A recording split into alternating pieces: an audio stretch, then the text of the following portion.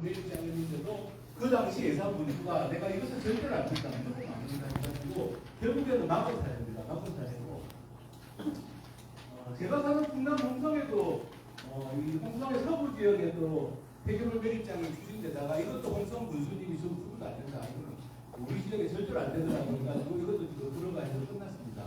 제가 이제 충남에 살면서 제가 사는 충남 홍성군이 인근의 청량, 예산, 홍성 이렇게 계속 이렇게 산업 폐기물 매립장이 들어오려고 하고 이걸 막다 보니까 제가 이 문제에 대해서 이제 체계적으로 좀 관심을 가지게 됐습니다. 제가 뭐 보도사로서 이런 일을 도시에서 살 때는 접할 이유가 없었는데, 접할 일이 없었는데, 농촌에 와서 살다 보니까 이런 일을 계속 접하게 되고, 그러면서 이제 이 문제에 대해서 관심을 가지게 돼서 지금은 충남뿐만 아니라 전국적으로 전라도로 제가 관심입니다. 충청북도도 얼마 전에 하나 백지화가 됐는데 이것도 대상 군수가 반대해서 지금 백지화가 됐습니다. 이거는 SK그룹에서 산업단지하고 묶어가지고 산업폐기물 매립장을 하려고 했었어요.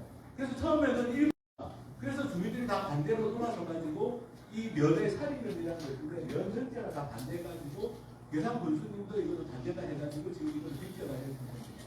제가 지금 말씀드린 것처럼 이게 뭐 충남, 경북, 제가 충북 이런 사례를 말씀드렸지만 이게 한두 군데는 문제가 아니고요.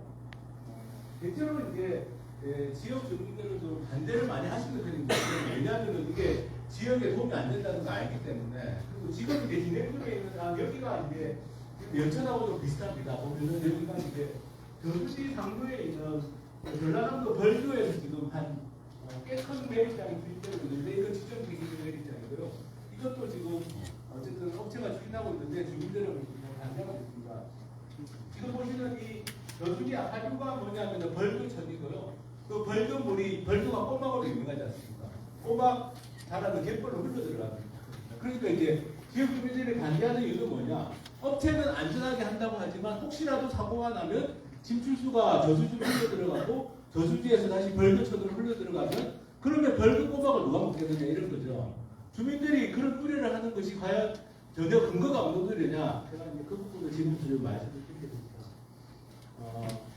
지금 우리나라에서 이제 산업 폐기물에 대해서 좀 먼저 설명을 좀 드리면 지금 우리나라 환경부가 발간하는 통계가 있습니다. 통계를 보면 여기 이제 우리가 생활 폐기물이 여기 있습니다. 그리고 산업 폐기물이 여기 있어요. 생활 폐기물하고 산업 폐기물은 전혀 다른 겁니다. 법적으로는 전혀 다르게 취급됩니다. 뭐 제가 듣기로는 아마 이 연천의 업체가 산업 폐기물 매립장을 추진하는데 뭐 그게 일부 생활 폐기물을 매립할 것처럼 얘기했다는 걸 제가 들었는데 그거는 말이 안 되는 이야기입니다. 이건 법적으로 완전히 다르기 때문에 그래서 산업 폐기물을 이제 사업장 폐기물이라고 이제 법에서는 부릅니다. 사업장 폐기물이 있는데 이게 이제 사업장 일반 폐기물은 비교적 좀 유해성이 좀 낮다고 하는 거고 가장 유해한 게 이제 지정 폐기물입니다. 근데 여기 연천 같은 경우는 지정 폐기물이 처음 된 매립장이고요. 건설 폐기물은 뭐 제가 설명 안 드려도 아실 겁니다. 이렇게 보시면 건물 보시면 나오죠. 그 건설 폐기물은 대체로 재활용을 많이 합니다. 많이 하는데 그래서 순환골재, 순환토사 이렇게 해서 뭐 다시 쓰고 하는데 가장 문제가 되는 건 이제 이 지정 폐기물하고 사업장 일반 폐기물입니다. 근데 양으로 따지면 대한민국 전체 폐기물 중에서 생활과 관련된 폐기물은 11.5% 수준이고요. 나머지 산업 폐기물이 거의 90% 가까운 수준입니다. 그러니까 정부가 계속 우리 국민들한테 계속 생활 폐기물 줄이라, 재활용 많이 하라 이렇게 홍보를 하는데 그것도 필요하지만 정작 전체 폐기물 양의 90% 가까이를 차지하는 산업 폐기물 문제는 국민들에게 전혀 정확한 정보를 제공하지 않고 있습니다. 그 이유는 왜 그러냐? 이걸 전부 민간 기업들의 돈벌이에 맡기고 있는 거거든요. 정부가 해야 될 일을 방기하고 포기하고 있는 겁니다. 그러니까 계속 11.5%밖에 안 되는 생활 폐기물을 가지고 정부가 뭐 홍보하고 캠페인하고 쓰레기 양 줄이라고 하는데 정작 이 90% 가까운 산업 폐기물을 손을 놓고 있다라고 볼 수 있고요. 그 중에 이제 유해성이 강한 지정 폐기물이 한 3.9% 정도 됩니다. 이 폐기물이 처리되는 과정을 보여주는 감사원 자료인데요. 생활 폐기물은 이렇게 주택에서 나오면 여기 보시면 지방자치단체라고 보이시죠? 그러니까 지방자치단체가 책임지고 처리하는 겁니다. 생활 폐기물은 기본적으로. 재활용을 하든 소각을 하든 매립을 하든 다 지방자치단체가 책임지고 처리하고 이 소각장이나 매립장 같은 거 입지를 선정할 때에는 지방자치단체가 입지선정위원회를 구성해서 투명하게 하도록 되어 있습니다. 법적으로. 그러니까 공공이 관리하는 겁니다. 공공이 생활 폐기물은. 근데 사업장 폐기물 밑에 거를 보시면 여기 수직 운반업체라고 되어 있고 수직 운반업체가 가지고 와서 여기 보시면 재료로증이 민간시설이라고 보이시죠? 전부 민간시설에서 재활용 소각 매립을 하게 되어 있습니다. 이게 문제라는 겁니다. 아니 생활 폐기물은 공공이 다 하게 되어 있는데 민간 정작 더 유해한 산업 폐기물은 민간업체들이 소각이든 매립이든 재활용이든 이렇게 하라고 우리나라 지금 정책이 되어 있는 거고요. 굉장히 잘못된 정책입니다. 그러니까 위에 있는 공공시설은 입지를 정할 때 입지선정위원회 구성해가지고요. 이 입지가 타당한지 아닌지도 보고 전문적인 검토도 하고 주민들의 의견도 듣습니다. 근데 여기는 밑에 거는 뭐냐? 민간시설, 산업폐기물은 민간시설이니까 업체가 돌아다니면서 이 자리에다가 우리 하면 쉽게 인허가를 받겠다. 인허가 받기 쉽겠다. 그럼 그 자리가 입지가 되는 거예요. 지금 강릉에 그 주문진 아실 겁니다. 오징어 유명한 거죠. 바닷가에. 주문진에도 지금 매립장이 하나 추진되고 있는데 얼마 전에 공청회가 있었습니다. 제가 공청회 갔는데 그 주민들이 물어보는 게 아니 왜 주문진에 이 환경이 좋은 곳에다 왜 하느냐. 그랬더니 업체 이야기 그겁니다. 우리가 땅 보러 다니다가 땅 보러 다니다 이 땅에다가 하는 게 인허가 받기도 좋고 여러 가지로 유리하겠다. 그래서 업체가 그냥 정하면 그게 입지가 되는 거예요. 이게 말이 안 되는 겁니다. 그래서 실제로 이제 지금 산업 폐기물 같은 경우는 아까 생활 폐기물은 공공이 책임지는데 산업 폐기물은 공공이 책임지는 비율이 굉장히 낮습니다. 매립 같은 경우 지정 폐기물 매립은 1.1%밖에는 공공이 책임을 안 집니다. 나머지는 다 민간 사업자들이 매립을 하도록 그렇게 되어 있는 겁니다. 굉장히 잘못된 거고요. 또 하나의 문제점은 뭐냐? 주민들이 가장 또 많이 물어보시는 게 그겁니다. 아니 왜 산업 폐기물은 영업구역 제한이 없냐? 그러니까 생활 폐기물은 지금 발생지 책임의 원칙이라는 게 있거든요. 그래서 연천군에서 발생한 생활 폐기물은 연천군에서 처리해야 됩니다. 다 그렇게 되어 있습니다. 근데 산업 폐기물은 그게 아니라 어느 한 군데에서 매립장 인허가를 받으면 전국 폐기물을 다 갖고 와도 아무 관계가 없습니다. 오히려 연천군 것만 매립하라고 조건을 걸면 그게 위법이라고 법원 판결이 내려지는 상태입니다. 지금 현재 상태가. 그러니까 설사 연천군에서 이렇게 인허가 할 때 조건으로 연천군에서 발생하는 것만 해라. 그거는 아무 의미가 없고요. 그건 법적으로 따지면 효력이 없는 조건입니다. 지금은 현재 우리나라 법이나 환경부 정책이 그렇게 되어 있습니다. 굉장히 잘못된 거죠. 아니 생활 폐기물은 자기 지역에서 책임지는데 산업 폐기물은 그냥 그래서 전국 폐기물이 다 그냥 트럭에 실려가지고 지금 이동을 하고 있습니다. 의료 폐기물도 그렇고 다 그렇습니다. 그리고 한 군데 이게 인허가 받기가 쉽지 않다 보니까 한 군데 허가 받으면 계속 청소를 합니다. 그러니까 처음에는 이게 얼마만 하겠다라고 하는데 가다 보면 계속 늘어나요. 대표적인 사례 하나 보여드리면 이 경북 포항입니다. 포항에 있는 한 매립장인데요. 처음에 1차 허가 받을 때는 요만큼 20m 정도 매립구가 됐는데 1차 청소를 해가지고 25m 올리고 최근에 15m 더 올리는 걸로 해가지고 아파트 15층 높이까지 올리는 걸로 됩니다. 처음에는 주민들은 이것만 하면 끝나겠지. 근데 또 1차 정설, 2차 정설 계속 올리는 거예요. 올리면 올릴수록 돈이 되기 때문에 업체들은 한번 인허가를 받으면 증설, 용량 증설, 변경 이런 것들을 계속 시도합니다. 그럴 수밖에 없는 게 돈을 더 많이 벌려면 간단한 방법이잖아요. 한번 인허가 받은 자리에다가 용량을 늘리면 그건 더 쉬우니까 인허가 받기가 쉬우니까 이런 사례도 있습니다. 지금 이게 한 15m 올라간 사례인 건데 지금 이제 계속 올리고 있는 겁니다. 그리고 또 하나 문제점이 뭐냐? 이게 주민들이 이미 매립장이 들어와 있는 곳들 주민들이 많이 말씀하시는 겁니다. 생활 폐기물 매립장은 지금 주민 감시가 다 가능하고요. 주민 감시 요원이 다 들어갑니다. 들어갈 수 있고 주민 지원도 다 제도화가 되어 있어요. 법적으로 이거는 기금도 만들고 협의체도 만들고 이게 다 법에 의해서 이루어집니다. 폐기물 처리시설 촉진 및 주변 지역 지원에 관한 법률 폐촉법이라고 부르는데 이 법률에 따라서 다 주민 감시나 주민 지원이 법적으로 보장되어 있습니다. 그런데 산업 폐기물 매립장은 사유지라고 해가지고 주민 감시가 안 돼요. 제가 여기 포항에 지금 보시는 매립장에 갔습니다. 앞까지 갔어요. 제가 거기 대책위원장님하고 같이 앞에 갔는데 이건 안에 들어갈 수가 없어요. 주민이라고. 주민 감시가 안 됩니다. 왜냐 사유지라 이거죠. 못 들어온다 이겁니다. 제가 앞에 이 정문 앞에 가서 그냥 사진 찍고 왔는데 거기 일하시는 분이 와가지고 왜 사진 찍냐. 그러니까 주민 감시가 불가능해요. 지금 현재. 근데 말이 안 되는 겁니다. 아니 생활 폐기물은 그보다 이 산업 폐기물보다는 오히려 유해성이 좀 덜한데 생활 폐기물은 주민 감시, 주민 지원이 다 가능한데 지금 산업해결 매립장은 주민감시 주민지원이 안 됩니다. 주민 지원한다는 건 그냥 업체하고 주민들이 협약해서 하는 건데 그거는 굉장히 법적인 강제력도 없고 그리고 사실은 한번 이 매립장이 생기면 도대체 무슨 폐기물이 들어오고 어떻게 관리되는지를 감시할 수 있어야 되는데 그 감시가 불가능하다는 거예요. 지금 충청남도 서산시에 매립장이 하나가 서산시하고 소송했는데 서산시가 졌어요. 져가지고 최근에 매립장 하나가 들어왔습니다. 근데 서산시에서 조례를 만들어서 감시를 하려고 했어요. 주민 감시를. 조례를 만들어서. 근데 그 법제처에 물어보니까 안 된다 이거예요. 왜냐하면 상위법에 근거가 없다. 이게 법적으로 보장이 안 돼 있다. 생활 폐기물은 법적으로 보장이 돼 있는데 산업 폐기물은 법적으로 주민 감시가 보장되어 있어서 안 돼 있기 때문에 주민 그 감시에 관한 조례 제정도 어렵다. 근데 그래가지고 제가 좀 자문을 해가지고 꾸역꾸역 만들긴 만들었어요. 근데 거의 강제력이 없습니다. 그냥 그야말로 약간 이거는 그냥 우리가 하겠다라는 의지만 보인 거지 법적으로 이 업체를 강제할 수 있는 수단이 없습니다. 그러니까 이게 한번 들어오면 정말 골치 아픈 거죠. 지역 입장에서 보면. 제가 지금 말씀드린 게 이제 우리나라 산업 폐기물 관련된 정책의 큰 문제점입니다. 민간에게 맡겨놨다. 발생지 책임의 원칙이라는 게 없어서 그냥 전국 폐기물이 다 들어올 수 있다. 주민 감시 보장 안 된다. 이런 이제 법적인 문제점을 말씀드린 거고요. 그러면 실제로 누가 이익을 어떻게 보고 있는지를 말씀을 드리겠습니다. 지금 이게 어마어마한 돈벌이 장사가 되고 있어요. 왜 이렇게 업체들이 수단과 방법을 가리지 않고 매립장을 하려고 하느냐. 제가 지금 에코비트 그린이라고 하는 업체 한 군데 보여드리는 겁니다. 제가 조사를 해보니까 한 6년 동안 1650억 매출을 올렸는데 그 중에 58%가 당기 순이익이에요. 우리나라 사업 중에 그죠? 이게 사업 해보신 분들 아실 겁니다. 조그만 가게를 하더라도 내가 매출액의 58%를 이익으로 순이익으로 남기는 그런 장사가 있나요? 없습니다. 지금 어마어마한 그리고 20억을 출자했는데요. 주주들이 이때까지 822억을 현금 배당을 챙겼어요. 40배.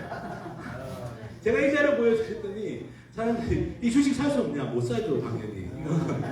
이걸 뭐 사게 하겠습니까? 그죠? 네. 이 정도입니다. 그래서 지금 SK도 지금 뛰어들고 있고요. 요즘에 그 부도석이 워크아웃인가 그거 한다는 태영건설, 태영하고 SK가 지금 산업폐기물 매립업에 뛰어든 상태입니다. 뛰어드는 상태고 이게 워낙 도입되다 보니까 SK가 폐기물 매립장 업체 한 군데 인수했는데 얼마 인수했냐? 1,900억 주고 인수했어요. 최근에. 어마어마한 돈이 되는 겁니다. 이게. 근데 문제는 뭐냐? 민간업체들은 돈을 많이 벌어서 좋은데 이 매립장의 문제는 최대 30년 동안 사후 관리를 해야 됩니다. 왜냐하면 우리가 30년 생각해도 쓰레기를 묻었는데 그 쓰레기가 그죠? 이게 이 쓰레기 묻은 게 안전하려면 이게 환경이나 사람들 건강에 영향이 없으려면 상당히 오랫동안 관리를 해야 될 거 아니에요. 지금 우리나라 법적으로는 최대 30년까지 사후 관리하는데 사실은 30년 해도 괜찮다는 보장은 없습니다. 왜냐하면 이런 우리가 이렇게 산업 폐기물을 오랫동안 이렇게 매립하고 관리해보질 않았기 때문에. 근데 어쨌든 이 이익은 민간업체가 보는데 사후 관리를 지금 해야 되는데 문제는 뭐냐? 피해는 지역 주민들이 있는 거죠. 여러 가지 산업 폐기물로 인한 피해는. 근데 문제는 뭐냐면은 이 사후 관리를 민간업체가 30년을 해야 되는데 제대로 안 하는 경우들이 많다는 겁니다. 제가 그런 사례를 몇 가지 보여드리겠습니다. 사고 났던 거하고 사후 관리 안 되는 사례 몇 가지 보여드리겠습니다. 이게 이제 충남 당진에서 있었던 최근에 있었던 사고입니다. 이 현대제철에서 하는 매립장입니다. 자체 매립장입니다. 현대제철이 대기업이라서 자체 매립장이 있는데 거기에서 주변의 지하수를 검사하는 곳을 만들어놨어요. 그냥 혹시나 새어 나올까봐. 근데 이 매립장이 아직 매립이 안 끝난 상태인데 시안이라고 하는 맹독성 물질입니다. 시안은 뭐 청산가리 수준의 맹독성 물질이라고 해서 쳐보시면 나와요. 인터넷에서 시안이라고 쳐보시면 나옵니다. 시안이 나왔어요. 문제는 매립장 바깥에서 나온 겁니다. 매립장 안이 아니라 새어 나온 거죠. 매립이 끝나기 전에 새어 나왔어요. 그래서 금강위원 환경청에서 사용 중지 명령 내렸는데 생각해 보십시오. 아까 보신 것처럼 깊이 파고 지하를 깊이 팝니다. 지금은 뭐 20m, 30m, 40m까지도 파는데 지하를 깊이 파고 차곡차곡 매립하는 거거든요. 근데 이게 샜어요. 그러면 이걸 사고로 수습하려면 어떻게 해야 됩니까? 다 파내는 수밖에 없잖아요. 제대로 하려면. 근데 파내는 것 자체가 문제가 되죠. 이게 유해성이 강한 폐기물인데 땅에 묻은 걸 파내면 그 파낸 걸 또 어떻게 할 겁니까? 지금 현대제철에서는 그 옆에 제2매립장을 만들어서 그걸로 옮기고 어떻게 해보자 이런 이야기를 한다는데 사실은 이런 사고가 나면 이게 답이 안 나옵니다. 그리고 충북 제천에서 있었던 일입니다. 에어돔이라고 하는 게 붕괴됐는데요. 여기 연천에서 지금 하는 매립장은 제가 그 환경청 자료를 보니까 개방형이라고 아이언에 노출이 되어 있습니다. 그러니까 비가 오면 빗물이 그냥 노출이 되니까 침출수가 많이 나오는 방식이고요. 여기 이제 제천에서 문제가 됐던 에어돔이라는 건 이 매립장 위를 이렇게 풍선 같은 걸로 씌워 놓는 거예요. 그게 에어돔이라는 건데, 에어돔을 씌워 놓으면 이제 침출수가 그때는 좀 덜 나오겠죠. 왜냐하면 빗물을 이렇게 막아주니까, 빗물을 막아주니까. 근데 제천에서 에어돔이 붕괴가 된 겁니다. 붕괴가 되니까 침출수가 뭐 나왔죠. 쏟아졌죠. 이게 2012년에 붕괴됐는데요. 언제 복구됐냐면 10년 걸려서 복구했습니다. 복구하는데 10년. 근데 문제는 뭐냐? 지금 이제 복구를 했어요. 복구를 하는데 업체는 부도가 났습니다. 이미 부도 나고. 그래서 우리 세금으로 98억 돌려가지고 이 제천시 시비하고 이 국비까지 들여가지고 98억 원으로 복구를 했는데 문제는 뭐냐? 지금 복구를 했는데 옆에 지하수에서 계속 나오는 거예요. 나오는 겁니다. 새고 있는 거예요. 페놀, 염소 이런 유해 물질들이 나오고 있습니다. 최근에 제가 아는 기자분이 취재를 한 건데 페놀 같은 경우는 지금 기준치에 670배, 920배까지 나오고 있어요. 이거 어떻게 해야 될지 모릅니다. 이게 사고가 나가지고 복구를 했는데도 나오는 거예요. 나오는 이유는 간단합니다. 이 매립장을 복구한다고 했는데 위만 복구한 겁니다. 위만. 근데 밑에 아까 말씀드린 것처럼 땅을 깊이 파고 차곡차곡 쌓았는데 그 아랫부분은 복구할 방법이 없어요. 다 파내지 않으면. 그러니까 지금 이 상태로 지금 방치되어 있고 제천시하고 환경청은 서로 책임도 넘기게 하는 겁니다. 제천시는 환경청에서 책임져라. 환경청은 우리 못한다. 제천시 책임져라. 제천시는 돈이 없으니까 그러면 국가에서 지원받아야만 이거 어떻게 하겠다. 지금 돈 문제부터 해가지고 이게 아주 골치 아픈 문제입니다. 그리고 경북 성주에 있는 매립장도 최근에 문제가 있는데요. 여기도 마찬가지입니다. 업체는 사후 관리를 못하겠다. 낮아빠졌고. 근데 결국 성주군이 지금 이걸 사후 관리해야 되는 거예요. 성주군 세금 들여가지고. 성주군도 가난한 지방자치단체다 보니까 국가 지원이 없으면 못하겠다고 해가지고 지금 국비 지원을 요청하고 있는데 난립니다. 이게 낙동과 가까운 곳인데 이게 지금 이게 최근에 나온 서울신문 기사입니다. 기사고 이게 어쨌든 이게 관리가 안 되니까 사후 관리가 안 되니까 결국에는 다 우리 세금으로 따는 거예요. 그러니까 이익은 민간 기업이 벌고 사고가 나면 피해는 지역에 환경오염되죠. 주민들 불안과 주민들 실제 피해가 있고 그리고 사후 관리는 결국에는 공공이 책임지고 말도 안 되는 진짜 이건 말도 안 되는 구조입니다. 이거 대한민국에 이런 일이 있어서는 안 되는 거죠. 업체는 뭐 순이익률 50% 60%를 벌어가는데 사후 관리 30년 동안 사후 관리할 때 돈이 안 벌리잖아요. 매립장은 매립할 때만 돈이 벌립니다. 매립이 끝나면 사후 관리만 남는 거예요. 그러면 민간 기업이 과연 이걸 사후 관리를 30년 동안 책임지고 한다는 보장이 있냐 이겁니다. 사실 민간 기업 입장에서도 그렇잖아요. 우리가 매립하면서 때는 돈을 잘 버니까 좋은데 근데 사후 관리 30년을 해야 돼. 그 30년 동안 그 기업이 온전하게 잘 유지된다는 보장이 있습니까? 우리가 개인의 삶도 앞으로 1년, 2년이 어떻게 될지 모르는데 기업들도 그렇잖아요. 그리고 지금 하는 기업은 좋다. 나는 책임지겠다. 근데 그 기업이 어려워질 수도 있지 않습니까? 그 기업주가 뭐 나이가 들면 돌아가실 수도 있고 그렇잖아요. 그럼 이 장기간 동안에 이거 사후 관리하는 걸 도대체 민간 기업이 책임질 수 있는 일이냐? 애시당초부터 이런 이제 문제가 있는 겁니다. 최근에는 어쨌든 뭐 돈이 되니까 뭐 인허가만 받을 수 있으면 그냥 어디든지 다 하려고 합니다. 심지어는 아까 말씀드린 뭐 폐재석장 그리고 뭐 연천도 사실은 청정 지역이죠. 연천이 산업단지가 들어와서 폐기물이 좀 많이 나온다고 하지만 제가 보기에는 과연 업체가 주장하는 만큼의 양이 나오는지 제가 보기에는 그렇게 양이 많이 나오지 않고요. 지금 다른 지역의 경험을 보면 산업단지 안에 매립장 보통 만들려고 할 때 처음에는 뭐 굉장히 많이 나온다고 하다가 나중에 막상 산업단지 운영해 보면 실제 폐기물이 그만큼 안 나오는 경우들도 상당히 많습니다. 다 검증이 필요하고요. 최근에는 어쨌든 업체들은 산업단지하고 묶어서 매립장을 하려고 하실 때입니다. 왜냐하면 인허가를 받기가 힘들기 때문에 아니면 이제 지금 말씀드린 것처럼 그냥 마구잡이식으로 여기저기 하고 있습니다. 근본적으로 봤을 때는 이제 제가 보기에는 굉장히 정의롭지 못한 일이라고 생각하고요. 제가 지금 이렇게 여러 지역의 주민들을 도와드리는 일도 이건 너무나 잘못된 거다. 너무나 잘못됐다. 말씀드린 것처럼 이익은 민간 기업이 벌고 피해는 지역 주민들이 보고 사후 관리는 공공이 책임져가지고 우리 세금 들여가지고 하는 이런 말도 안 되는 일이 어떻게 있느냐. 그리고 말씀드린 것처럼 이게 굉장히 정의롭지 못한 게 결국에는 이 특정한 지역에 다 책임을 전가하는 겁니다. 사실 산업 폐기물도 결국에는 인구가 많은 대도시에서 소비하는 많은 소비 물자를 위해 가지고 사실은 산업 폐기물도 나올 수밖에 없어요. 산업 폐기물을 만드는 게 뭐 1차 산업 이렇게 있다고 하더라도 여러 공장들 뭐 소각장이 있지만 결국에는 사람이 많은 대도시 때문에 생기는 폐기물인 겁니다. 결국에는. 근데 그거를 특정한 농촌 지역에 다 책임을 떠넘기는 면이 있고요. 두 번째는 말씀드린 것처럼 공공이 책임지지 않고 민간 기업들 몇몇 업체들에게 엄청난 특혜를 주는 겁니다. 이거는 인허가를 해준다는 것 자체가 특혜를 주는 거예요. 몇몇 업체들에게. 대치액과 대안에 대해서 말씀을 드리겠습니다. 다행히 최근에 제가 오늘 말씀드리는 내용에 대한 공감대가 높아지고 있습니다. 최근에 국회에서 토론이 됐고 뭐 지방자치단체들도 지금 제가 오늘 말씀드린 내용들이 지방자치단체들도 다 고민하고 있습니다. 첫 번째는 뭐냐? 간단합니다. 산업폐기물은 민간기업이 아니라 공공에서 책임져야 된다. 애시당초부터 이렇게 장기간 사후관리해야 되는 매립장은 민간이 할 수 있는 일이 아니다. 우리가 왜 원전에서 나오는 핵폐기물, 원전 폐기물은 다 그 방사성 폐기물 관리 공사라고 공기업 공사에서 다 하고 있습니다. 관리를. 당연하죠, 그죠? 우리가 원전에서 나오는 그 방사성 폐기물을 민간업체들이 돈벌이 수단으로 그걸 처리한다. 그럼 우리가 다 받아들일 수 없는 거 아니겠습니까? 똑같습니다. 이것도 그 원전 폐기물만큼은 아니지만 상당히 장기간 관리해야 되기 때문에 민간 기업이 해서는 안 된다. 최소한 국가나 광역지방자치단체가 책임져야 된다는 거고요.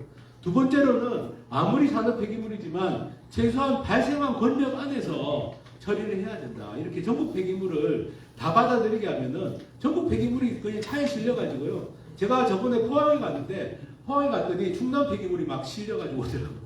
이게 국가적으로도 굉장히 비효율적이고 위험한 일입니다. 이렇게 폐기물들이 장거리 운송을 하고 있다는 거죠. 그리고 세 번째는 아까 말씀드린 것처럼 산업 폐기물 시설도 주민 감시가 보장돼야 된다. 지금처럼 사유질환 이후로 들어가지도 못하게 하고 이런 식으로 하면 안 된다는 겁니다. 제가 아까 지방자치단체들도 이제는 좀 이 문제에 관심을 가진다고 말씀드렸는데요. 지금 울산 같은 경우가 우리나라에 대표적으로 산업단지가 많고 산업 폐기물이 많이 나오는 것입니다. 그래서 울산에서 계속 산업 폐기물 매립장이 필요하다는 얘기가 나오고 있습니다. 연천보다는 울산이 훨씬 더 필요하겠죠. 상식적으로 생각해도. 울산에 산업단지하고 공장이 많은데, 근데 울산시가 어쨌든 최근에 정한 방침은 뭐냐? 울산시가 더 이상 민간 매립장은 안 된다. 공공 매립장으로 하자. 우리가 매립장이 필요하기는 필요하다. 울산은 폐기물이 많이 나오는 곳이니까.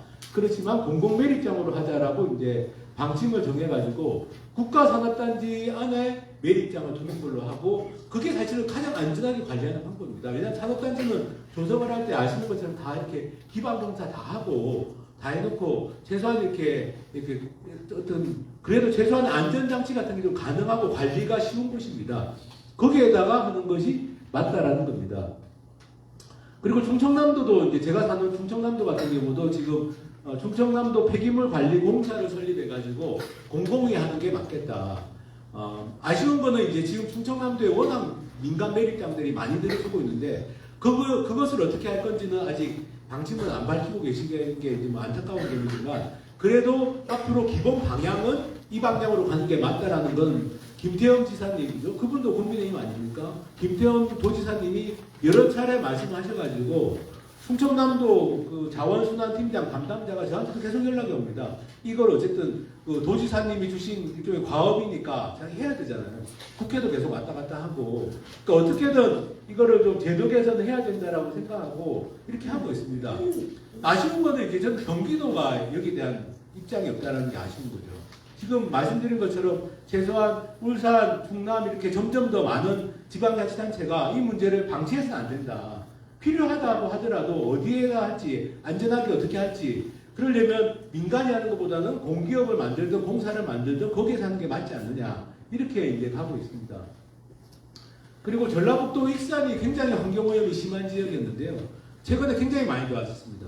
왜냐하면 기초지방자치단체가, 익산시라는 기초지방자치단체가 그동안 워낙 환경오염 문제가 많다 보니까 익산시 환경정책위원회 조례라는 걸 만들었는데 이게 다른 지역에도 있는 조례입니다. 근데 내용이 달라요. 익산시는 전문가나 시민단체 이런 분들이 다 이 위원회에 들어가가지고요. 폐기물 시설 같은 거 인허가 신청이 들어오면 그 다른 법률에서 하는 거 말고 이 위원회에서 특별히 검토를 더 거칩니다. 제가 아는 전문가도 들어가 계신 분도 있고요. 그러니까 그래서 익산시에는 지금은 웬만한 그 환경오염 공장이나 폐기물 시설은 신청이 안 들어온답니다. 아예. 왜냐하면 익산시는 까다롭게 검토한다는 게 소문이 나가지고. 그래서 기초에서도 할 수 있는 일이 있습니다. 사실 연천군도 지금 이렇게 접경지역이고 청정지역인데 청정지역의 정체성을 유지하려면 이번에 이 매립장 문제도 잘 해결해야 되지만 이렇게 기초 단위에서 만들 수 있는 조례 제정 같은 것도 시도해 볼 수 있고, 그리고 경기도에다가 저는 좀 요구를 했으면 좋겠습니다. 경기도가 이렇게 경기도에서 폐기물이 많이 발생합니다. 그런데 많이 발생하는 곳에서 처리를 하지 않고 계속 이제 외곽으로 보내고 있어요. 그런 이제 정책도 좀 바뀌어야 됩니다. 그래서 제가 이제 연천 문제에 대해서는 제가 오늘 뭐 제가 자세한 말씀을 드리기는 그래서 그냥 제 생각만 몇 가지 말씀드리면, 제가 가진 의문은 그겁니다. 연천에 말씀드린 것처럼 여기 매립장이 들어오면요, 뭐 연천에서 발생하는 게 얼마냐 이런 이야기 하지만 의미가 없습니다. 말씀드린 것처럼 결국에는 뭐 일단 인허가만 받으면 외부 폐기물 다 가져올 수 있습니다. 그걸 막을 방법이 없습니다. 법적으로 막을 방법이 없고, 그 다음에 특정 업체에 대한 특혜가 아닌가? 특혜죠. 왜냐하면 골프장 부지 아니었습니까, 그죠? 골프장을 못하면 다른 용도로 쓰더라도 아까 보신 것처럼 수익률이 50% 이렇게 나는 폐기물 매립장을 해준다는 것 자체가 엄청난 특혜입니다. 특혜인 거고. 그리고 마지막으로 말씀드리고 싶은 거는 아까 말씀드린 것처럼 경기도도 공공 매립장을 추진해서 이 문제를 지금처럼 이렇게 업체들이 여기저기 다니면서 인허가만 받으면 돈벌이가 된다, 이렇게 방치해서는 안 된다. 경기도 도지사에다가도 요구를 할 부분들이 있다라는 생각을 좀 해봤습니다. 제가 오늘 말씀드린 건 이제 전국적인 현황하고 문제점, 그리고 이제 대안까지도 말씀을 드렸는데, 제 이야기가 연천에서 이 문제를 풀어나가는데 좀 많은 도움이 되었으면 좋겠습니다. 감사합니다.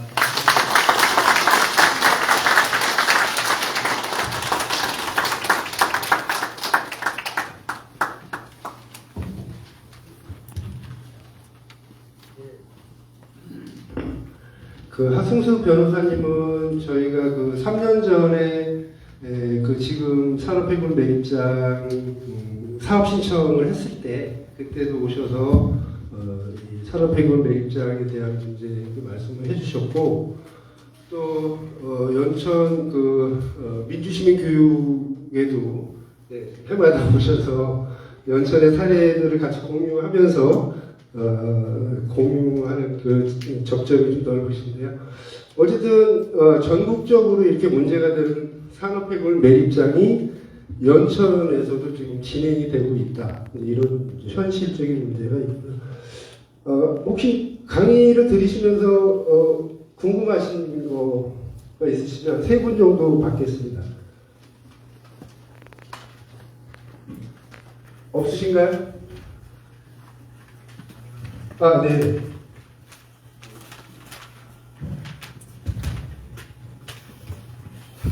변호사님 좋은 강의 감사드리고요. 한 가지만 제가 아까 말씀드렸듯이 이거는 제가 이 폐기물업을 운영하는 전문 사업가한테 들은 겁니다. 제가 장을 보기 위해서 아까도 말씀드렸듯이 이것이 1차 허가가 있고 그 다음에 군관리계획, 군관리계획이 있어서 군수의 의지가 있으면 여러 가지 조건을 부합이 되게 되는데, 군수의 의지가 있으면 무엇을 걸어서라도 허가가 불가능하기 때문에 소송을 내도 3년이 걸리고 또 하면 또 불가. 그래서 사실상 군수가 안 해줘야 되겠다 이러면은 못한다고, 이거를 내가 반복해서 운영하는 그 전문 업체 대표한테 들었거든요. 변호사님이 이 말이 그런 업체의 말이 맞는지 한번 말씀해 주시죠. 사실 이제 요즘에 업체들이 인허가를 못 받으면 소송을 다 겁니다. 이 매입장 같은 게 워낙 돈이 많이 되기 때문에. 그런데 이제 1단계가 이제 폐기물 관리법상 적합통보라는 건데, 지금 이제 연천군은 그게 조건부로 난 상태고 환경청에서 2차가 이제 그 군관리계획, 도시관리계획에 들어가는 건데요. 이 부분은 이제 지방자치단체장의 재량권입니다. 그래서 대법원에서도 재량권을 폭넓게 인정하는 겁니다. 그러니까 소송이라는 건 결과를 우리가 다 단정적으로 말씀드릴 수는 없지만 최근에 대법원 판결의 경향은 이 군관리계획에 반영해 주느냐 마느냐, 위반을 하느냐 마느냐, 이거는 지방자치단체장의 재량이 폭넓게 인정된다. 이게 이제 대법원 판결의 내용이고요. 아까 말씀드린 그 예산분 같은 경우도 1단계 적합정보는 낮지만 2단계 군관리계획에서 위반을 거부해가지고 그래서 이제 예산분이 이겼고, 울산 쪽에서도 그런 사례들이 여러 개가 있고, 최근에는 어쨌든 그래서 결국에는 중요한 거는 연천 군수의 의지와 군의 공무원분들이 어떻게 이 일을 대처하느냐가 굉장히 중요합니다. 굉장히 중요하고, 아까 강릉 주문진에 지금 매립장 추진되고 있는데 똑같은 연천군하고 똑같은 지정 폐기물 매립장입니다. 근데 거기도 이제 아시는 것처럼 권성동 그 국민의힘 의원이 국회의원이고, 권성동 의원도 어쨌든 이거는 주민들이 반대하면 반대다, 나도 이렇게 말씀하셨다고 하고, 강릉시장님도 지금 반대 의견을 밝히고 있어요. 그렇지만 그 업체는 계속 추진합니다. 왜냐하면 업체는 지금 지방자치단체가 반대한다고 해서 쉽게 포기를 하지 않을 거예요. 어느 곳이나 다 마찬가지입니다. 워낙 돈이 되기 때문에. 그렇지만 가장 중요한 것은 지방자치단체장의 의지가 중요하고, 사실은 지역 주민들의 의지가 중요합니다. 결국에는 지방자치단체장의 의지라는 건 지역 주민들로부터 나오는 거기 때문에 지역 주민들이 얼마나 이 문제에 대해서 관심을 가지고 대처하느냐에 따라서 지방자치단체의 대응 수준도 정해질 것 같고요. 그래서 뭐 소송으로 갔을 때 100% 어떻게 된다는 말씀을 제가 드릴 수는 없지만, 어쨌든 법원은 지방자치단체장의 재량권을 폭넓게 인정해주고 있다, 그렇게 생각하시면 될 것 같습니다. 네, 제 질문. 아니, 일단 저 먼저. 네. 네, 그냥 육성으로 하겠습니다. 네. 이 매립장 사업 폐기물 매립장 관련한 그 공약이 지난 지방선거 때 연천군수로 나왔던 3명의 후보들이 절대 반대한다, 목숨 걸고 반대한다, 이렇게 말씀도 하셨고 공보부를 통해서도 굳게 약속을 했거든요. 그런데 지금 대부분의 연천 국민들의 의지와는 반대되는 쪽으로 행정적인 절차가 허가 쪽으로 흘러가고 있어요. 그래서 이 건 같은 경우에는 지자체장이 연천 국민들의 생명과 재산을 보호해야 하는 그런 최고의 권한을 갖고 있고 책임이 있는데, 이런 상황에서는 연천군수는 자격이 없다라는 주민 소환제를 할 수 있는 요건이 되는지 궁금합니다. 주민 소환은 그 법적으로 사유에 대한 제한이 없습니다. 그래서 공약 위반이라든지 뭐 이런 거 당연히 주민 소환 사유가 되고요. 다만 이제 주민 소환이라는 절차가 워낙 까다롭고 복잡하기 때문에 저는 개인적으로는 주민 소환은 정말 마지막 수단이고, 가능하면은 그것보다는 행정이 주민들과 원활하게 소통하고 주민들의 의견을 존중해가지고 갈등이 좀 그 사전 단계에서 해결이 되는 게 저는 바람직하다는 생각을 가지고 있습니다. 저는 말씀대로 만약에 군수 후보로 나오셨던 분들이 다 그렇게 공약을 했다면 그 공약을 지키는 게 저는 맞을 것 같습니다. 왜냐하면 공약을 지키지 않고 해준다는 건 아까도 말씀드린 특정 업체에게만 좋은 일이거든요. 특정 업체에게 특혜를 주는 일인데, 그거는 우리나라뿐만 아니라 전 세계 정치에서 가장 금기시해야 될 게 그겁니다. 정치인이 약속을 위반하고 특정인이나 특정 업체에게 특혜를 준다. 그건 가장 하지 말아야 될 일이지 않습니까? 그러니까 저는 뭐 지금이라도 연천 군수님이 좀 입장을 명확하게 정리하고, 입장을 명확하게 빨리 정리해야만 갈등도 빨리 해결할 수 있거든요. 그렇게 되면 좋겠습니다. 네, 저는 실제 지금 보능이 지나가면 양원이 사는 주민인데요. 주민으로서 제가 양원이 사방 반장을 맡고 있는데, 지금 현재 어느 정도 진행 상태가 되고 어느 정도 진행되는지 모르겠지만, 지금 현재 양원이 요번에 이제 이장 선거권도 이제 마무리가 된 상태고, 그런데 네, 그런데 지금 좀 시끌시끌한 게 중요한 부분이 뭐가 있냐면, 주민들끼리도 이렇게 화합되고 통합되고 이렇게 좋은 마을이었었는데, 이 산업 폐기물장 들어오는 것 때문에 일정 금액 동의서를 받기 위해서 돈을 어느 정도 주고 회유를 시키고, 또 반대했던 사람들도 뒤늦게 막 회유가 돼가지고 막 이런 사건들 때문에 말이 좀 이게 동네 주민들끼리도 이렇게 좀 많이 맞고, 그래서 이렇게 동네 무슨 회의를 한다든지 해도 약간 이렇게 편가르기가 되고 이게 그런 부분도 있거든요. 그래서 제가 지금 궁금한 것은 지금 도대체 어느 정도 진행이 되고 어느 정도 지금 그 사람들이 들어올 수 있는 가능성이 있는지 그 가능성이 어느 정도 있었으니까 여태까지 돈을 지출했겠죠. 그래서 그런 부분들이 좀 궁금하고 저희가 이제 새로 이제 조금이라도 어느 힘을 보태가지고 막을 수 있는 방법이 있다 그러면 저희가 타 지역의 어떤 사례를 좀 참고를 해서라도 저희가 할 수 있는 부분이 뭐가 있는지 좀 궁금합니다. 네. 지금 상태는요, 아까 말씀드린 그 폐기물 관리법상 적합통보는 나와 있는 상태이기 때문에 지금 군관리계획이라는 게 입안이 돼서 결정이 되면은 군관리계획 결정이 되면 이제 사실상 중요한 절차가 끝나는 겁니다. 근데 이제 지금 군관리계획 결정이 된 건 아니고 그 결정을 위한 일종의 입안 절차를 밟고 있는 단계입니다. 그래서 지금이라도 이 절차가 중단이 되는 게 저는 맞다고 봅니다. 왜냐하면 왜 중단이 되는 게 맞냐면은 이미 업체가 한번 연천군을 상대로 행정심판을 했었거든요. 이 문제를 가지고. 근데 행정심판에서 업체가 졌습니다. 졌으면 사실 연천군이 아무것도 안 해주면 되는 거였어요. 근데 업체가 다시 주민제한이라고 업체가 주민제한 말도 좀 이상하지만 업체가 주민제한이라는 걸 냈는데 그걸 연천군이 아마 조건부로 반영해 두겠다라고 통보를 한 걸로 알고 있습니다.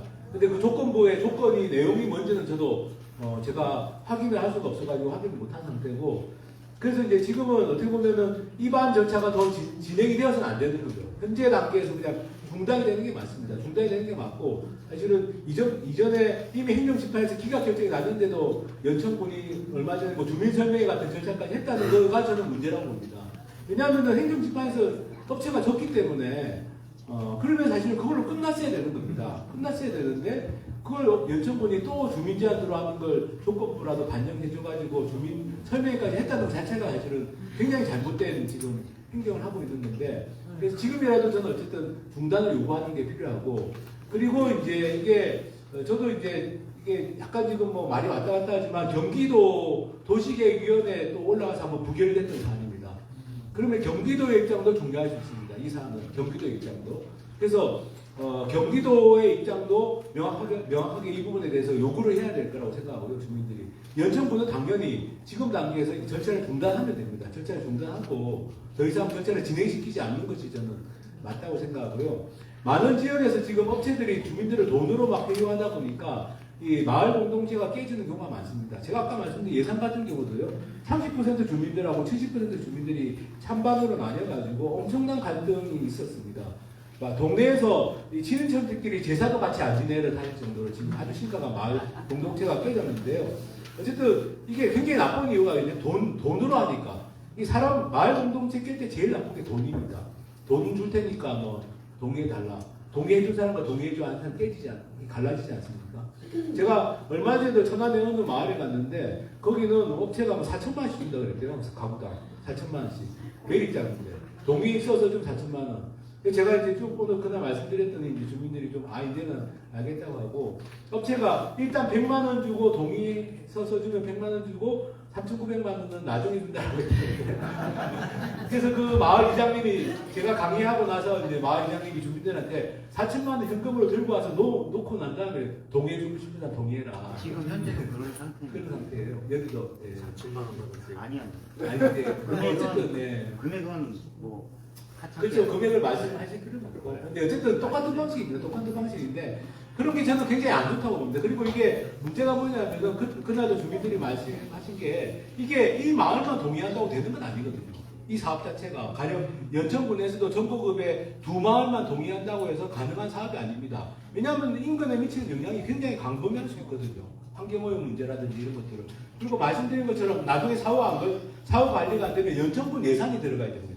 그럼 이게 그냥 단순히 한두 마을이 찬성한다고 되는 문제가 아니고 그래서 그날도 이제 천안의 그 마을에서도 다들 주민들이 얘기하시는 게 이게 우리 마을만 찬성한다고 되는 일이 아닌데 왜 우리 마을 사람들이 이렇게 돈 때문에 갈등해야 되는 것인가.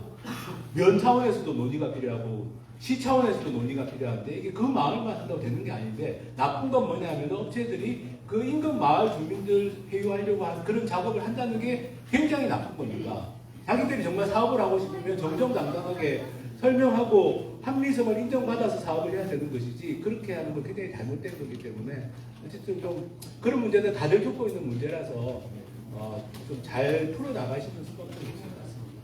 그러면 모든 인허가가 다 통과가 됐을 때 인근 주민들이 강력하게 반대해갖고 막은 사례도 있습니다.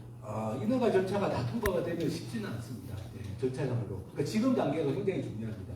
지금 단계에서 더 진행이 안 되도록 하는 것이 굉장히 중요하다고 생각합니다. 그러면 그 주변 인근 주민들 땅을 쓰려고 있는 사람들 땅값 내려가고 막 이런 것도 어떻게 그러니까 그런 게 이제 다 복합적이라는 거죠. 말씀드린 것은 이게 그냥 단순히 그 마을에 몇몇 가구가 찬성한다고 되는 문제는 아니라는 겁니다. 지리가 많으신데. 근데 시간 이렇게 하면 한 번만이라도 얘기 좀 하죠. 아니 잠깐만요. 제가 일단 발언을 먼저 하고 예. 그런 다음에 질문 받는 게 나을 것 같아요. 그러면 일단은 저희가 이제 그 진행되는 순서들이 있어서 2부 강연이 있거든요. 그럼 그 강연 때 혹시 이제 추가로 또 이렇게 질문 아니 제가 정혜랑인데 아, 제가 강의를 말씀을 말씀하신 차례야. 그래서 네, 맞습니다. 네, 그래서 조금 더 궁금하신 부분은 한 번 더 강의가 있고 그 끝나면 또 질의응답 시간을 간략하게 갖도록 하겠습니다. 그래서 영상을 그래요? 네. 지금 영상이 지금 저희가 이제 그동안 우리 하정수 변호사님께서 설명을 해주셨던 전국의 사례들이 이제 언론을 통해서 방영됐던 내용을 간략하게 중요한 부분을 편집하는 내용을 있고요. 그 다음에 이제 지금 현 군수님의 의지 방향이 굉장히 중요하다고 설명을 해주셨는데 후보 초청 토론회 때 이제 발언했던 내용도 잠깐 편집을 해서 넣었습니다. 그걸 일단 보시고 두 번째 강의를 하고 또 궁금하신 것들을 좀 풀어내도록 하겠습니다. 일단 영상 시청을 하겠습니다.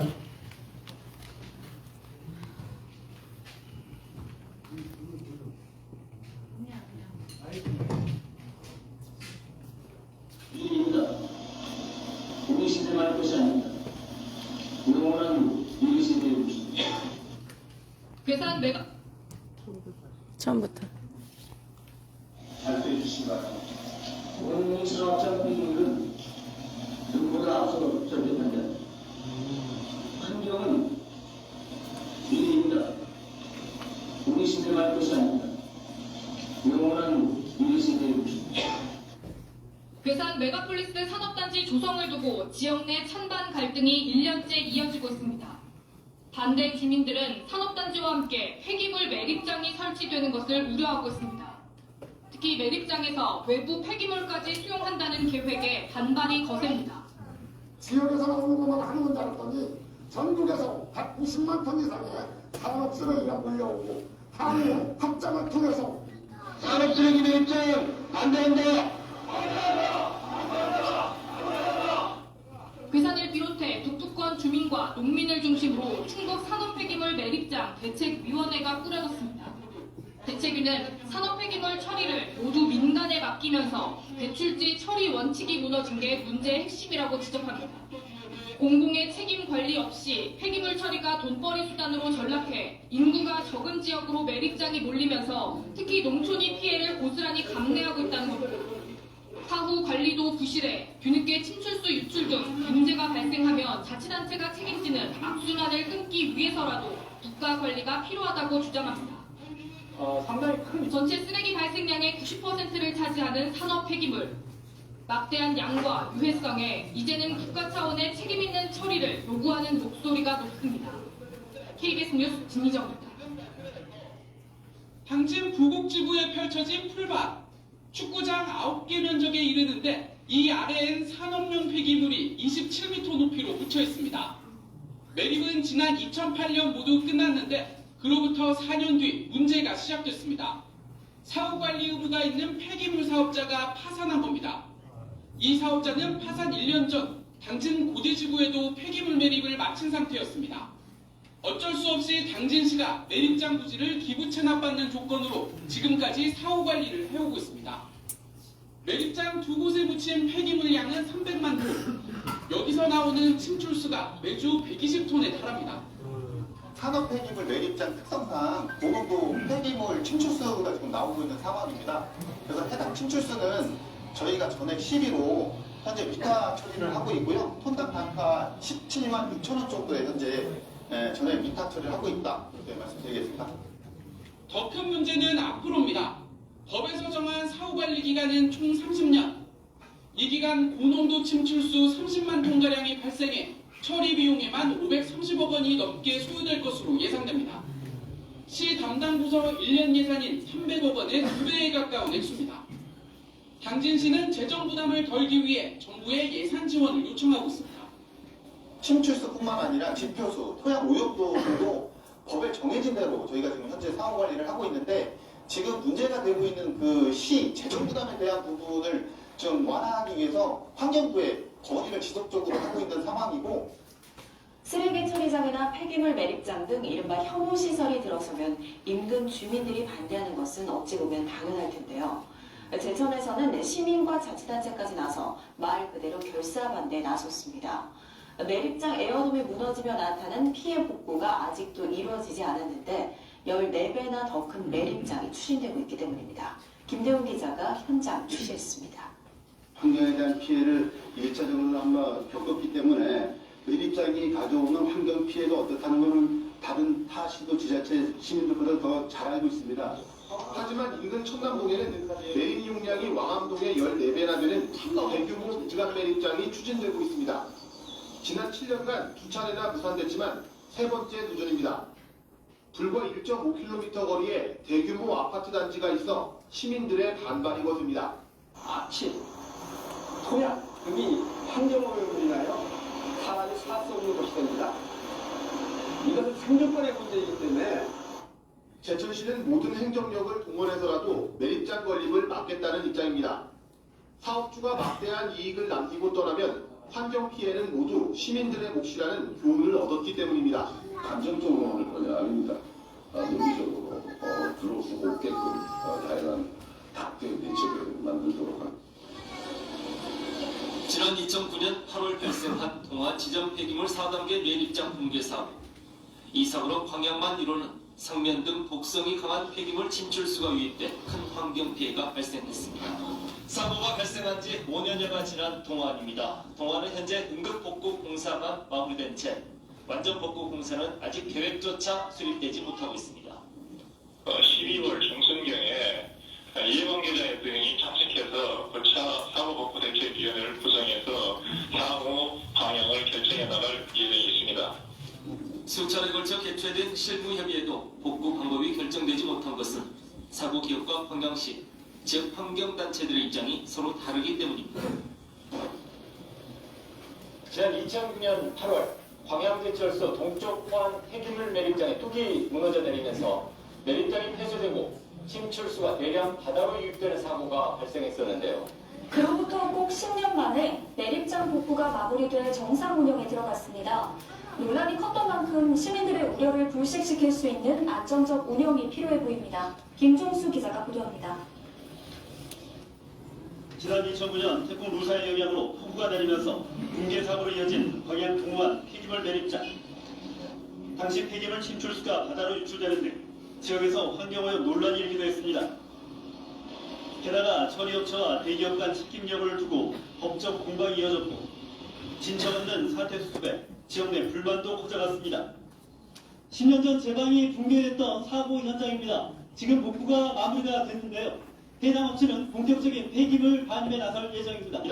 많은 전문가들과 같이 사고 예방 그리고 원천적인 그 문제점을 해결하기 위해서 다양하고 많은 기술 검토를 하고 거기에 대한 시공을 완료하였습니다. 조속한 재가동을 바라던 광양시도 기대를 걸고 있습니다. 그러나 사고 이후 국정감사까지 진행됐지만 뚜렷한 원인을 찾지 못했고 사고를 수습하는 과정에서 일부 지역민들이 매립장의 이전을 요구하는 등 지역 내 갈등의 불이 깊어졌습니다.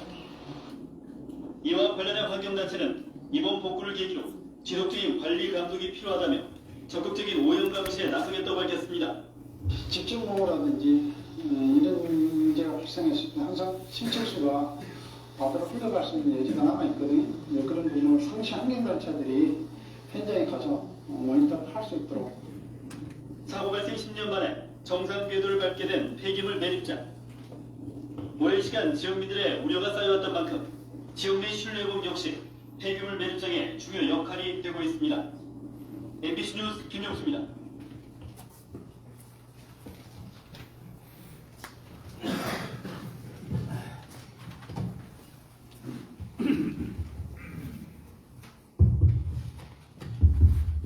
네. 어떻게 영상 잘 보셨죠?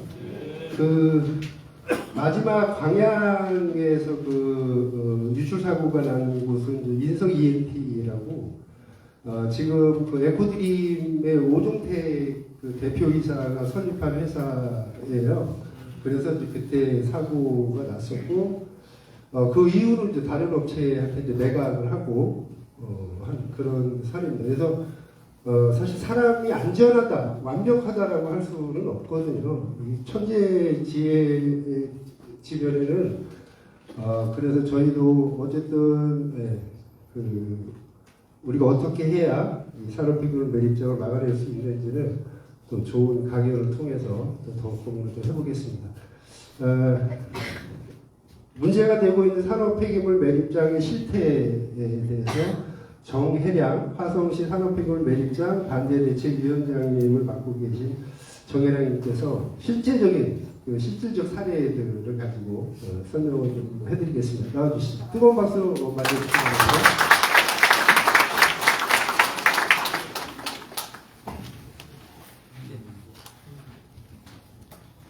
다시 한번 인사드리겠습니다.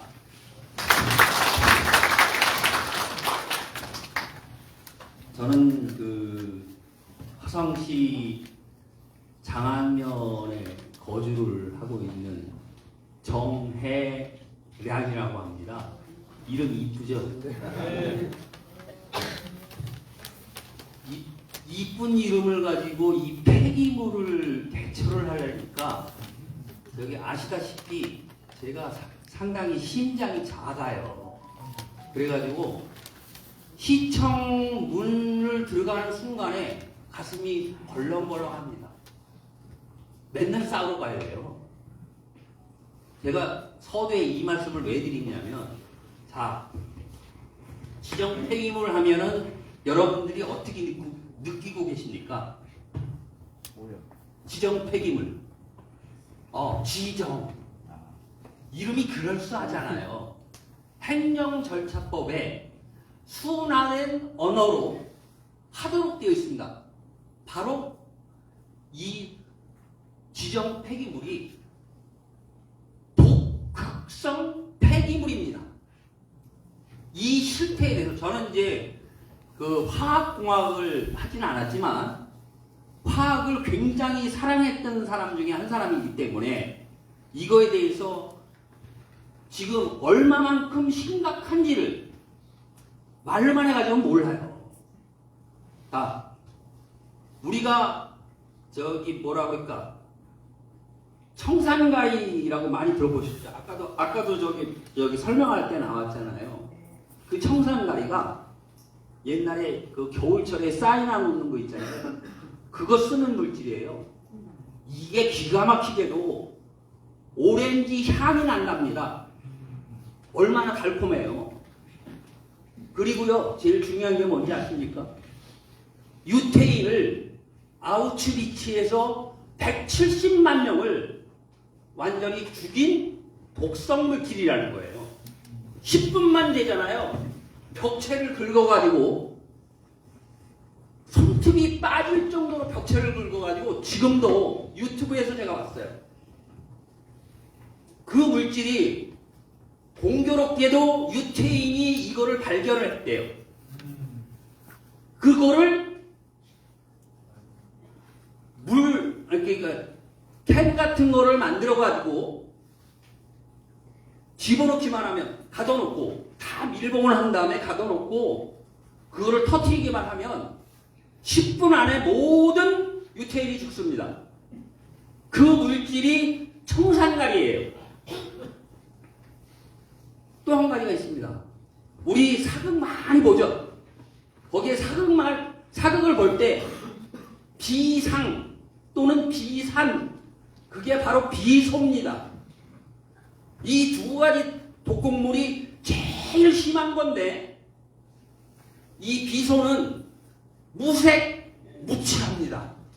그래서 옛날에 장임이나 사약을 받아라 라고 얘기를 할 때 바로 쓰는 물질이었어요. 그리고 어디야? 제가 머리가 나빠가지고 그 청산가리 같은 경우에 2009년 7월 전남 순천하고 충남 보령에서 청산가리를 막걸리에다 집어넣어가지고 주민을 몇 사람을 죽인 사건이 있었어요. 그게 바로 청산가리입니다. 먹는 순간요 얼마 안 있다가 그냥 갑니다. 이거를 갖다 넣는 거예요. 이거를 여기다 갖다 넣겠다고 하는 겁니다. 또 있습니다. 정부 고시 가격으로 한 톤당 가격이 2,800만 원짜리가 있습니다. 독극물 중에서. 그게 가장 지독한 건데요. 지금은 생산을 국제적으로 막고 있어서 66년도가 8년도까지 그게 생산한 PCBS라고 하는 물질이 있어요. 너무 이름이 어려워가지고 그걸 다 집어치고 그 톤당 가격이 자그마치 국가 고시 금액으로 2,800만 원입니다. 아까 얘기했죠? 진짜 떼돈 버는 거라고. 보통 지금 어느 정도냐면 이런 거 물질 들어간 거 있잖아요. 최소한 톤당 100만 원이에요. 예? 그런 거는 지금 저기 동네에다가 묻겠대요. 돈 아까 저 돈 얘기했잖아요. 아까 얘기한 대로 4천만 원이요. 저는 400억 준다고 그래도 안 받아요. 이런 거를 몰라요. 정부에서도 얼마나 근사합니까? 지정 폐기물. 여기서 지금 제가 얘기하는 거 느끼고 있으신 분 있으세요? 이게 우리나라의 정책의 실태예요. 안타깝습니다. 제 개인적으로 안타까워요. 저요 여기 아무 연고도 없고 아무 관계도 없습니다. 제가 4년 동안 진짜 죽어라 공부했습니다. 결국은요 2023년 12월 29일 날 대법원에서 졌습니다. 주민이. 자 보세요. 그것도요 어느 정도냐면 환경부에 손 놓고 있다고요? 천만만만의 콩떡입니다. 우리나라 랭킹 법무법인인 랭킹 3위 법무법인이 덤볐어요. 저희들을 상대로. 거기에서 환경부 규칙도 바꾸더라고요. 규칙을 바꿀 정도로 내부 규칙을 바꿀 정도로 그렇게 해가지고 지금까지 오는 상황이더라고요. 그래서 대법원까지 갔습니다. 문제는 뭐냐? 하 변호사님을 너무 늦게 만난 거라. 언제 만났냐? 소송을 걸기 전에 만났어. 환장하기. 정혜령이가 얼마나 뭐 똑똑하더라도 공돌이 주제에 뭘 아냐고 법에 대해서. 환장하잖아요. 그렇게 해가지고 된 겁니다. 자, 그 다음에 제가 말씀을 드릴게. 아까 30년 사후관리 얘기하셨잖아. 그러면 이런 물질이 거기에 다 녹아있어. 그걸 처리를 하려면 아까 얘기한 대로 17만 원이잖아요. 당진시 한다고 그랬잖아요. 제가 당진시도 다 연락을 해봤어요. 다들 업체들이 포기하고 나갔답니다. 그것도 못하고 있대요. 그 정도로 실정이에요. 자, 580억인가 얘기했었잖아요.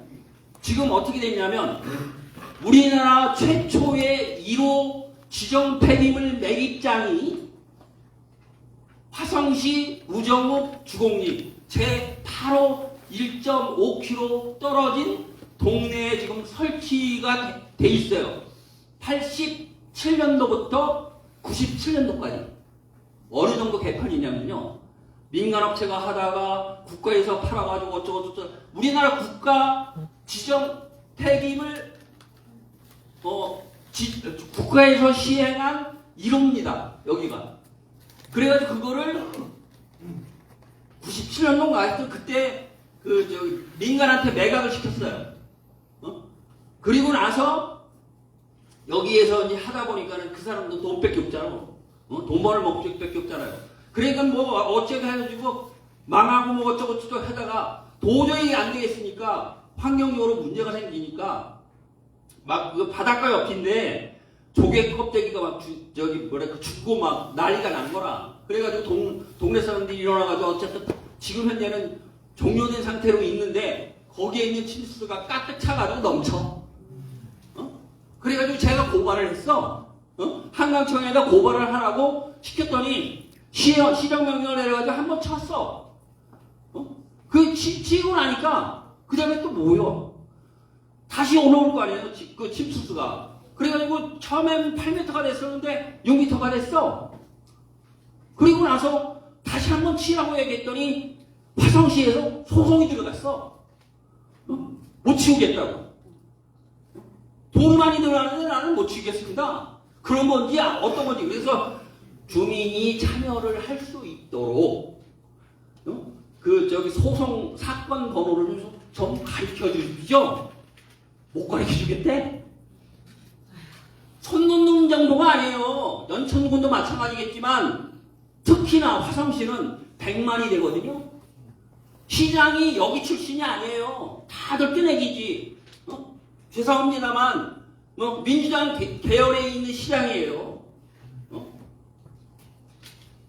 제가 말씀드리는 거는 안타까워요. 제가 모르면 괜찮은데 막 어떤 때는 잠도 안 옵니다. 왜? 그리고 아까 침수수 얘기했잖아요. 그 안에 쌓여있지 않습니까? 여러분도 잘 아시겠지만 흰떡 가래를 만들 때 8시간 정도 불리잖아요. 그러면 그거를 밀봉을 시켜놓는다고 칩시다. 지금 현재 밀봉된 상태니까 저 침수수가 안 들어가게. 그거 말려주려면 아무리 물 빼내고 그러더라도요. 대대손손 눌려주게끔 돼 있어요. 그리고 그 업체가 여기 말고 70이라는 업체는요. 자그마치 1000억씩이나 되는데 업체가 사후관리 업체가 6천만 원짜리 껍데기만 남아 있어요. 그럼 그 부도는 끝이에요. 제가 그쪽 부분은 정확히는 모르겠지만 누구 하나 책임질 수 있는 사람이 없는 거라. 왜? 50% 이상이 되면은 그게 책임지지만 50% 위하면 그 개털이야. 그 날라가면은 결국은 누가? 시에서나 아니면 군에서 책임져야 되는 거예요. 30년 동안 여기 계신 분들 30년 동안 살 자신 있으신 분은 한번 손 들어봐. 이거 있잖아요. 돈 끝내주게 버는 겁니다. 지정 폐기물 있지 않습니까? 전국 오시 가격이 26만 원인데 대부분이 100만 원 정도 계약해요. 제가 직접 그것도 입수를 했습니다. 다른 것을 통해서. 그 정도 수준이에요. 그러니까 여러분들이 여기 오신 분들이 어떤 생각을 가지고 오셨는지 모르겠지만 누구 말대로 여기 계신 분들 똘똘 뭉쳐가지고 하더라도 군수 못 이깁니다.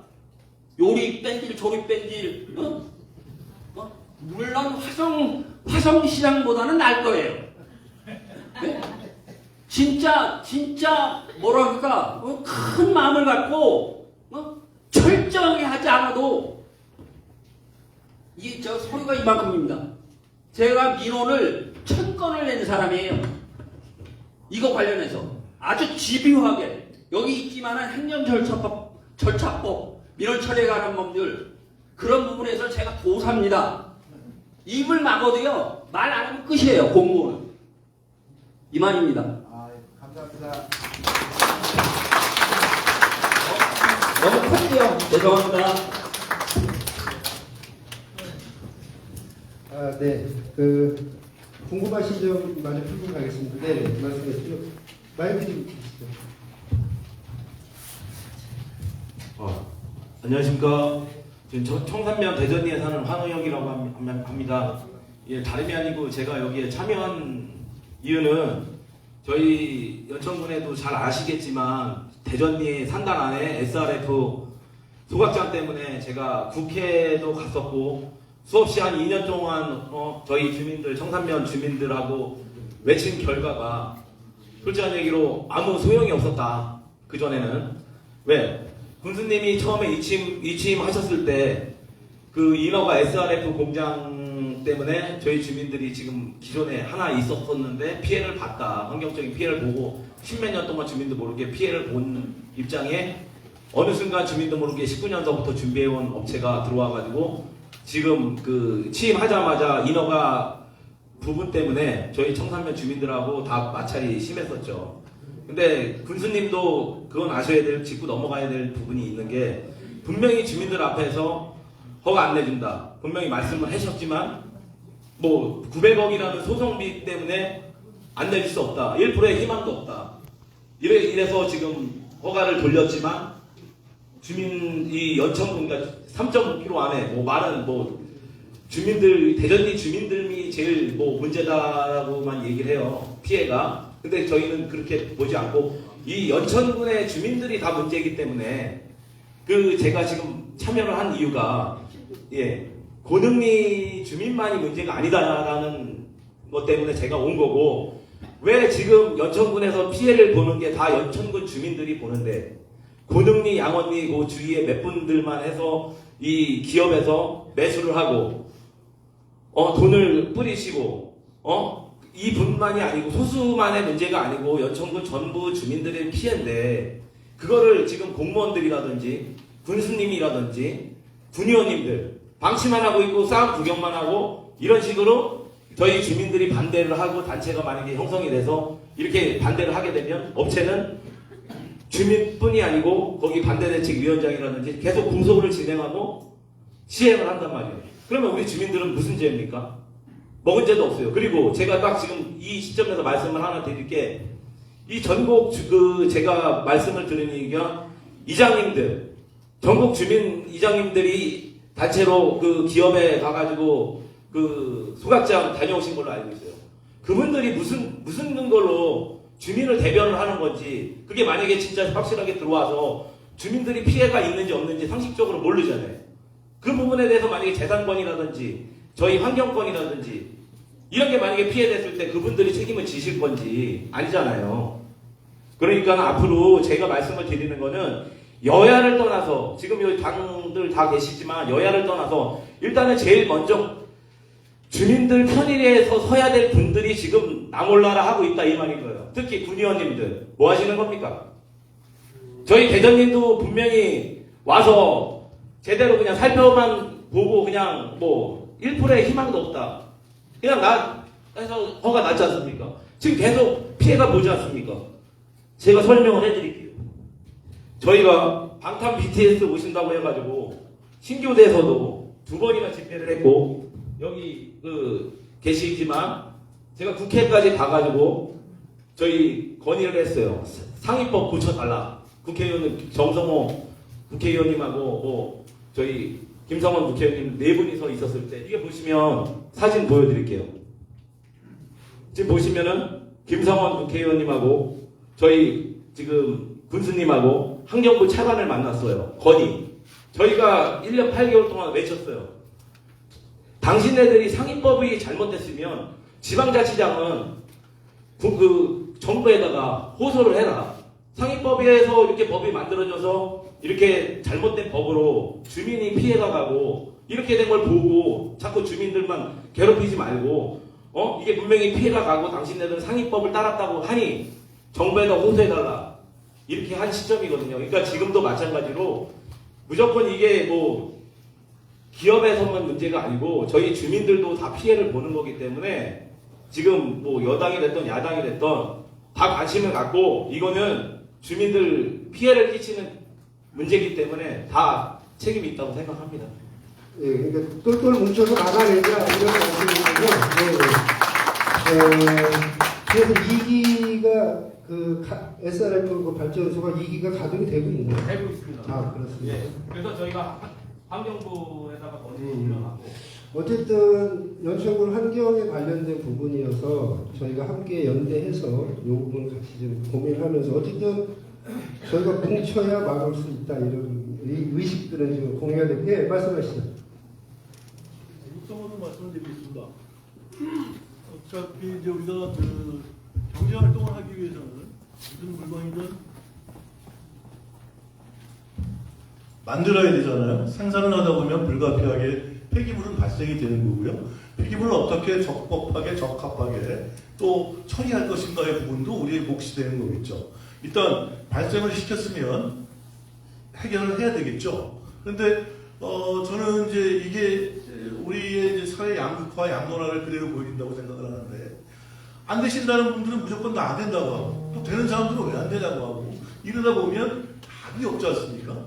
우리가 서로 답을 찾아가는 과정들을 가져가야 된다.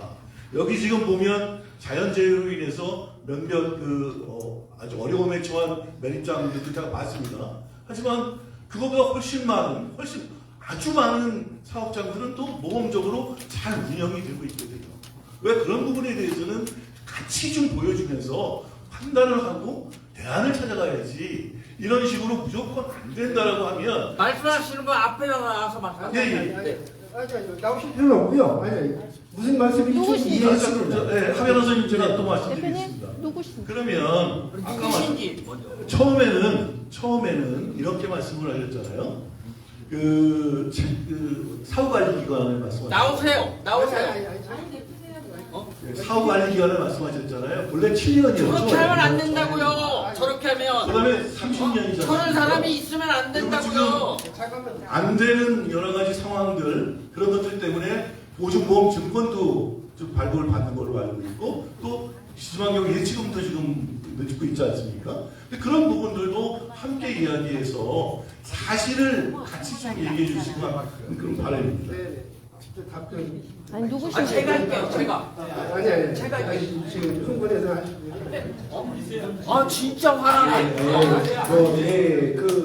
제가 지금 말씀하신 것도 하나 의견이니까 의견으로 생각하고요. 제가 마지막으로 좀 드리고 싶은 말씀은, 이제 아까 말씀하신 것처럼 이거 여당 야당의 문제가 아니라 국가적으로 풀어야 되는 문제고, 연천 지역 전체가 사실은 다 영향을 받을 수 있는 문제입니다. 인근 지역까지도 그렇게 좀 생각하시면 좋겠고, 화성의 정혜란 위원장님 말씀하신, 제가 화성시 거기 현장도 가봤거든요.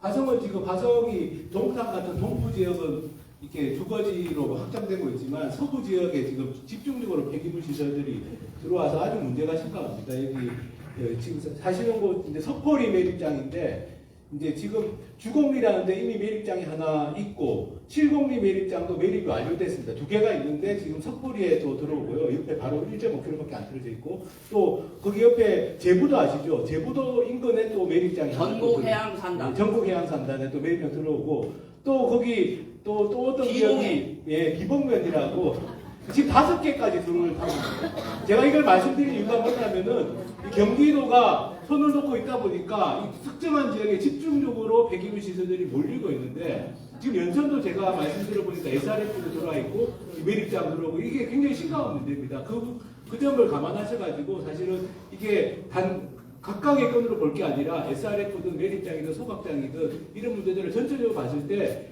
이게 자칫 잘못하면 이 접경 지역으로 이렇게 모셔질 수 있다 말씀드립니다. 좀 짧게 얘기해. 제가요 전국해양산단에 보조를 한 그런 거를 띄었어요. 그래가지고 한강청에 있는 국장, 과장, 그 다음에 거기에 있는 팀장이 이 사업계획서 추진하는 사람인데요. 제가 들어가면은요 다들 피해갑니다. 왜? 저는요 4년 동안 진짜 밤을 새워가면서 공부를 했어요. 지금 말씀하시는 거 다 좋습니다. 어느 정도인지 아세요? 그 자리에서 여기 연천군에서 마대자루로 해가지고 분리를 한다고 그랬어요. 그러는 바람에 전국해양산단이 사업계획서가 통보가 됐어요. 그때 싸운 사람 하나도 없어요. 그런 걸 모르기 때문에 침수가 섞이는데 전부 다 그게 지정폐기물이 되잖아요. 결국은 여기 연천군 때문에 그거를 뒤밀었어요. 이건 말이 안 된다 했더니 팀장이라는 인간 요리뺀지 국장 앞에서 나 모른다. 그걸로 끝이에요. 네, 그래서 저희가 고민하는 부분은 이게 민간 업체한테 막대한 이익을 주면서 진행해야 될 사업이냐.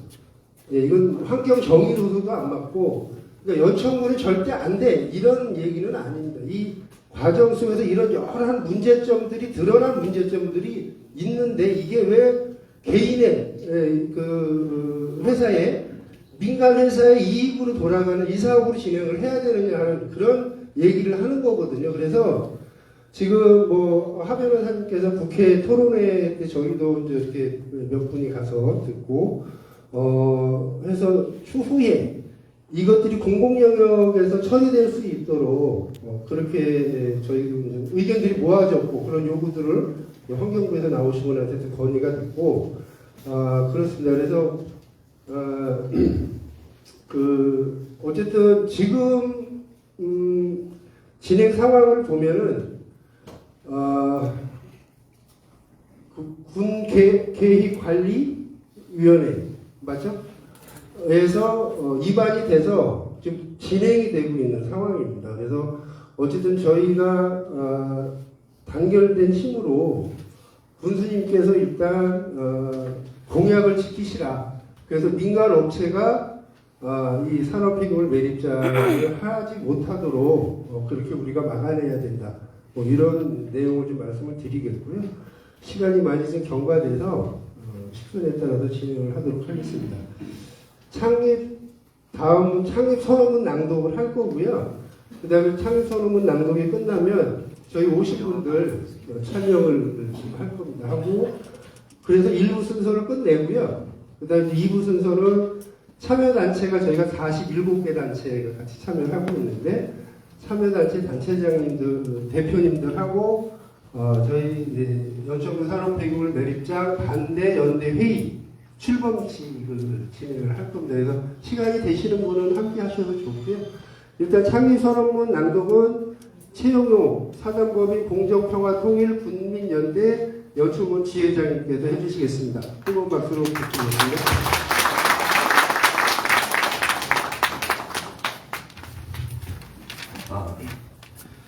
연천군 산업폐기물 매립장 반대 연대회의 창립 선언문. 오늘 이 자리에 모인 군민과 단체들은 연천군의 지속 가능한 삶을 위해 산업폐기물 매립장 계획에 강력하게 반대한다. 산업폐기물 매립장은 연천 국민들의 생명과 연천군의 환경에 심각한 위협이며 매립장이 건설된다면 이에 따른 부정적인 영향은 반영구적으로 지속될 것이다. 산업폐기물 매립장이 들어선다면 환경 파괴와 지역 생태계에 심각한 영향을 미칠 것이다. 연천군 전체는 유네스코 생물권 보존 지역이다. 매립장 운영으로 인한 토양 오염과 지하수 오염은 생태계에 엄청난 피해를 가져올 것이다. 침출수가 한탄강으로 유출될 경우 파주시의 상수원인 임진강과 서울의 젖줄인 한강까지 오염되는 것을 피할 수 없다. 산업폐기물 매립장은 주변 주민들의 건강에도 해를 끼칠 수 있다. 폐기물의 이동과 매립, 그리고 안정화 과정에서 나오는 유해 물질들은 악취를 비롯한 생활상의 피해는 물론 호흡기 질환 및 기타 건강 문제를 유발할 수도 있다. 이러한 매립장 건설로 인해 지역사회는 부정적인 이미지와 함께 남토 복수, 청정 연천 농산물의 가격 하락 및 관광객 감소 등의 영향을 받아 경제적 타격도 심해질 것이다. 김덕현 연천 군수는 후보 시절 공약과 토론회에서 산업폐기물 매립장은 누구보다 앞서 절대 반대한다고 했다. 그러나 막상 군수실에 들어가서는 생각이 바뀌었다. 이유가 무엇인가? 매립장 업체가 제기한 행정심판에서 연천군이 이겼고 또 경기도에서 부결 판정까지 받았다. 행정의 일관성을 유지하지 않고 세 번째 들어온 신청서를 또다시 받아서 절차를 진행하고 있다. 군민이 원하지 않는 일을 공약을 어겨가며 진행한다면 연천 국민들은 그에 따른 책임을 분명히 물을 것이다. 연천의 국회의원이나 지방의원들이 이 문제에 적극적으로 반대하지 않는 이유는 도대체 무엇인가? 연천 국민은 선출직 의원들의 침묵을 결코 좌시하지 않을 것이다. 우리는 연천군의 지속가능한 깨끗한 자연환경 그리고 그 속에서 행복한 국민들의 삶을 원한다. 이것을 위하여 우리는 요구한다. 청정 연천 망치는 산업 폐기물 매립장 반대한다. 김덕현 군수는 공약을 지켜라. 산업 폐기물 매립장 업체는 연천을 떠나라. 2024년 1월 6일 연천군 산업 폐기물 매립장 반대 연대회의 참여단체를 낭독하겠습니다. 대한노인의 연천군 지회, 연천군 의정회, 연천군 파크골프협회, 연천문화원, 이편한 세상 연천 웨스하임 입주자 대표회의, 연천군 지속가능 발전협의회, 고역제 전회, 연천희망 네트워크, 재향군인의 연천군 지회, 연천군 농민회, 판타지오 협동조합, 청산면 SRF 열병합 설치 반대대책위원회, 호남향후의 연천군 연합회, 경기북부 평화시민행동, 행복한 연천을 만드는 사람들, 한탄 임진강 생태관광협회, 한국조류보호협회 연천군 지회, 탄소중립도민추진단 연천군 추진단, 전몰군경유족회, 전몰군경미망인회, 전국교직원 노동조합 연천지회, 전국성당, 월남전 참전자회, 연천사회적경제협의회, 연천문화플랫폼, 연천군 친환경농업인 연합회, 연천군 자원면 수단 1, 2, 연천깨막사, 연천군 지역아동센터 연합회, 신서면 호남향후회, 연천군 문화관광해설사회, 연천비동구촌회, 아름다운 봉사회, 신담리 포사격장 반대대책위, 상위군인 연천군 지회, 사단법인 한탄강 지키기 운동본부, 사단법인 한국여성농업인 협회 연천군 연합회, 사단법인 한국문인협회 연천지부, 사단법인 자연보호중앙연맹 연천군 협의회, 사단법인 공정평화통일국민연대 연천군 지회, 사단법인 경기북부 소기업 소상공인 연천지부, 반딧불이 에너지협동조합, 문화예술인 협의체, 맑은 연천, 대한에너지 기술연구소, 경기중북부 환경운동연합, 청년쉼터 답별, 이상 47개 단체 일동입니다. 이상입니다.